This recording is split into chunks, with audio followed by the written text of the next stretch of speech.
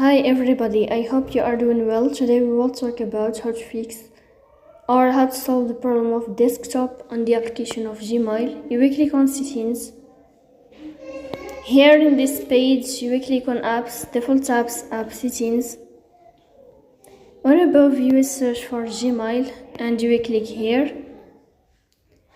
In this page of app info you will click on first stop and you will click OK. Here you will enter to storage.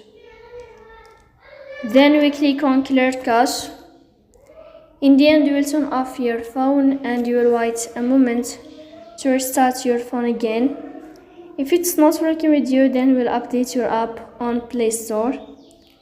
So that's it, don't forget to support us by like and subscribe. See you next time in another video and thank you for your watching and your attention.